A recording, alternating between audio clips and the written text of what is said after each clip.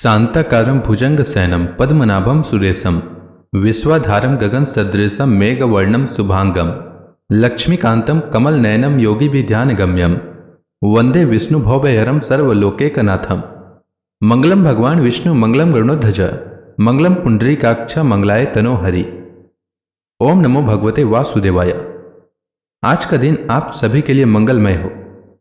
आइए सुनते हैं फागुन मास कथा का छठा अध्याय।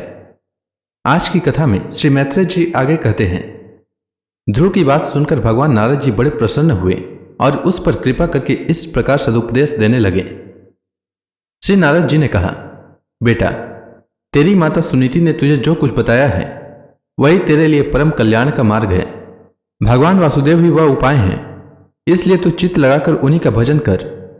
जिस पुरुष को अपने धर्म, अर्थ, काम और मोक्ष रूप पुरुषार्थ की अभिलाषा हो, उसके लिए उनकी प्राप्ति का उपाय एकमात्र श्रीहरि के चरणों का सेवन ही है। बेटा, तेरा कल्याण होगा। अब तो श्री यमुना जी के तटवर्ती परम पवित्र मधुवन को जा। वहां श्रीहरि का नित्य निवास है।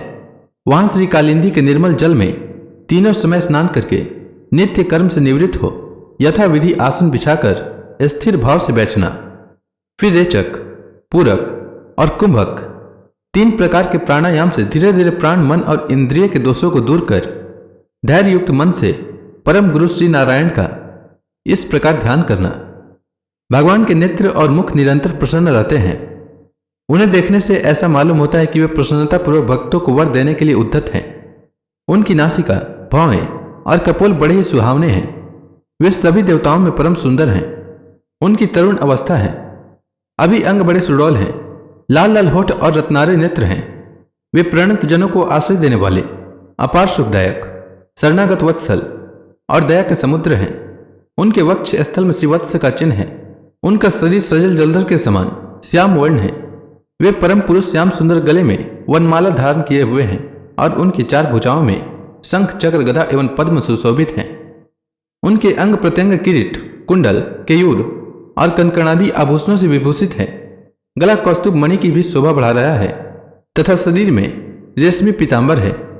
उनके कटी प्रदेश में कांचन की करधनी और चरणों में सुवर्णमय नुपुर सुशोभित है। भगवान का स्वरूप बड़ा ही दर्शनीय, शांत और मन और नयनों को आनंदित करने वाला है। जो लोग प्रभु का मानस पूजन करते हैं, उनके अंतःकरण में वे हृदय कमल की कर्णिका पर अपने नख मणिमंडित मनोहर पदार बिंदु को स्थापित करके विराजते हैं। इस प्रकार धारणा करते करते जब चित्त स्थिर और एकाग्र हो जाए, तब उन वरदायक प्रभु का मन ही मन इस प्रकार ध्यान करें कि वे मेरी ओर अनुराग भरी दृष्टि से निहारते हुए मंद मंद मुस्कुरा रहे हैं।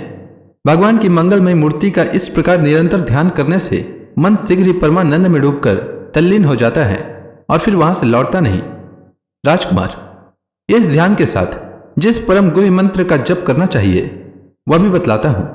इसका 7 रात जप करने से मनुष्य आकाश में विचरने वाले सिद्धों का दर्शन कर सकता है। वह मंत्र है, ओम नमो भगवते वासुदेवाय। किस देश और किस काल में कौन वस्तु उपयोगी है, इसका विचार करके बुद्धिमान पुरुष को इस मंत्र के द्वारा तरह तरह की सामग्रियों से भगवान की द्रवमयी पूजा करनी चाहिए। प्रभु का पूजन विशुद्ध जल, पुष्पमाला, जंगली मूल और फल आदि पूजा में विहित दुर्वादि अंकुर, वन में ही प्राप्त होने वाला वल्कल वस्त्र और उनकी प्रेयसी तुलसी से करना चाहिए। यदि शिला आदि की मूर्ति मिल सके तो उसमें, नहीं तो पृथ्वी या जल आदि में ही भगवान की पूजा करें। सर्वदा सम्यक चित्त, मननशील, शांत और मौन रहें तथा जंगली फूल मूला आदि का परिमित आहार करें। इसके सिवा पुण्य कृत्य श्रीहरि अपनी अनिर्वचनीय माया के द्वारा अपनी ही इच्छा से अवतार लेकर जो जो मनोहर चरित्र करने वाले हैं, उनका मन ही मन चिंतन करते रहें। प्रभु की पूजा के लिए जिन जिन उपायों का विधान किया गया है, उन्हें मंत्र मूर्ति श्रीहरि को द्वादशाक्षर मंत्र के द्वारा ही अर्पण करें। इस प्रकार जब हृदय स्थित हरि का मन, वाणी और शरीर से भक्ति पूर्वक पूजन किया जाता है, तब वे निश्चल भाव से भली भांति भजन करने वाले अपने भक्तों के भाव को बढ़ा देते हैं और उन्हें उनकी इच्छा के अनुसार धर्म, अर्थ, काम अथवा मोक्ष रूप कल्याण प्रदान करते हैं।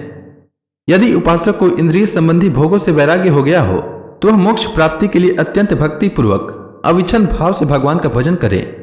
श्री नारद जी से इस प्रकार उपदेश पाकर राजकुमार ध्रुव ने परिक्रमा करके उन्हें प्रणाम किया। तदंतर उन्होंने भगवान के चरण चिन्हों से अंकित परम पवित्र मधुवन की यात्रा की। ध्रुव के तपोवन की ओर चले जाने पर नारद जी महाराज उत्तानपाद के महल में पहुंचे। राजा ने उनकी यथा योग्य उपचारों से पूजा की तथा उन्होंने आराम से आसन पर बैठकर राजा से पूछा। श्री नारद जी ने कहा, राजन, तुम्हारा मुख सूखा हुआ है। तुम बड़ी देर से किस सोच विचार में पड़े हो? तुम्हारे अर्थ धर्म काम में से किसी में कोई कमी तो नहीं आई? राजा ने कहा, ब्राह्मण, मैं बड़ा ही स्तृण और निर्दय हूं। हाय, मैंने अपने 5 वर्ष के नन्हे से बच्चे को उसकी माता के साथ घर से निकाल दिया। मुनिवर, वह बड़ा ही बुद्धिमान था। उसका कमल सा मुख भूख से कुमला गया होगा। वह थक कर कहीं रास्ते में पड़ गया होगा। ब्राह्मण, उस असहाय बच्चे को वन में कहीं भेड़िए तो न खा जाए। अहो, मैं कैसा स्त्री का गुलाम हूं। मेरी कुटिलता तो देखिए।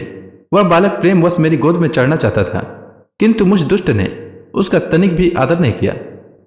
श्री नारद जी ने कहा, राजन, तुम अपने बालक की चिंता मत करो। उसके रक्षक भगवान हैं। तुम्हें उसके प्रभाव का पता नहीं है।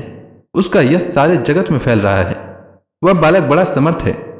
जिस काम को बड़े बड़े लोकपाल भी नहीं कर सकते, उसे पूरा करके वह शीघ्र ही तुम्हारे पास लौट आएगा। उसके कारण तुम्हारा यश भी बहुत बढ़ेगा। श्री मैत्रेय जी कहते हैं, देवर्षि नारद जी की बात सुनकर महाराज उत्तानपाद राजपाट की ओर से उदासीन होकर निरंतर पुत्र की चिंता में रहने लगे। इधर ध्रुव जी ने मधुवन में पहुंचकर यमुना जी में स्नान किया और उस रात पवित्रता पूर्वक उपवास करके श्री नारद जी के उपदेशानुसार एकाग्र चित्त से परम पुरुष नारायण की उपासना आरंभ कर दी। उन्होंने 3-3 रात्रि के अंतर से शरीर निर्वाह के लिए केवल कैथ और बैर के फल खाकर श्रीहरि की उपासना करते हुए 1 मास व्यतीत किया। दूसरे महीने में उन्होंने 6-6 दिन के पीछे सूखे घास और पत्ते खाकर भगवान का भजन किया। तीसरा महीना 9-9 दिन पर केवल जल पीकर समाधि योग के द्वारा श्रीहरि की आराधना करते हुए बिताया। चौथे महीने में उन्होंने श्वास को जीतकर 12-12 दिन के बाद केवल वायु पीकर ध्यान योग द्वारा भगवान की आराधना की। 5वां मास लगने पर राजकुमार ध्रुव श्वास को जीतकर पर ब्रह्म का चिंतन करते हुए एक पैर से खंभे के समान निश्चल भाव से खड़े हो गए। उस समय उन्होंने शब्दादि विषय और इंद्रियों के नियामक अपने मन को सब ओर से खींच लिया तथा हृदय स्थित हरि के स्वरूप का चिंतन करते हुए चित्त को किसी दूसरी ओर न जाने दिया। जिस समय उन्होंने मदादि संपूर्ण तत्वों के आधार तथा प्रकृति और पुरुष के भी अधीश्वर पर ब्रह्म की धारणा की, उस समय तीनों लोग कांप उठे। जब राजकुमार ध्रुव एक पैर से खड़े हुए, तब उनके अंगूठे से दबकर आधी पृथ्वी इस प्रकार झुक गई जैसे किसी गजराज के चढ़ जाने पर नाव पथ पथ पर दाईं बाईं ओर डगमगाने लगती है। ध्रुव जी अपने इंद्रिय द्वारा तथा प्राणों को रोककर अनन्य बुद्धि से विश्वात्मा श्रीहरि का ध्यान करने लगे। इस प्रकार उनकी समष्टि प्राण से भिन्नता हो जाने के कारण सभी जीवों का श्वास प्रवास रुक गया। इससे समस्त लोक और लोकपालों को बड़ा पीड़ा हुई और वे सब घबराकर श्रीहरि की शरण में गए। देवताओं ने कहा, भगवान, समस्त स्थावर जगम जीवों के शरीरों का प्राण एक साथ ही रुक गया है। ऐसा तो हमने पहले कभी अनुभव नहीं किया। आप शरणागतों की रक्षा करने वाले हैं। अपनी शरण में आए हुए हम लोगों को इस दुख से छुड़ाइए। श्री भगवान ने कहा, देवताओं, तुम डरो मत। उत्तानपाद के पुत्र ध्रुव ने अपने चित्त को मुझ विश्वात्मा में लीन कर दिया है। इस समय मेरे साथ उसकी अभेद धारणा सिद्ध हो गई है। इसी से उसके प्राण निरोध से तुम सबका प्राण भी रुक गया है। अब तुम अपने अपने लोकों को जाओ। मैं उस बालक को इस दुस्तर तप से निवृत्त कर दूंगा। तो इसी के साथ यह अध्याय समाप्त हुआ। इसके बाद भगवान नारायण ने क्या किया, यह मैं अगले अध्याय में बताऊंगा। तब तक के लिए भगवान हरि का नाम लेते रहें। तो प्रेम से बोलिए भगवान विष्णु की जय, श्री कृष्ण भगवान की जय, समस्त देवी देवताओं की जय।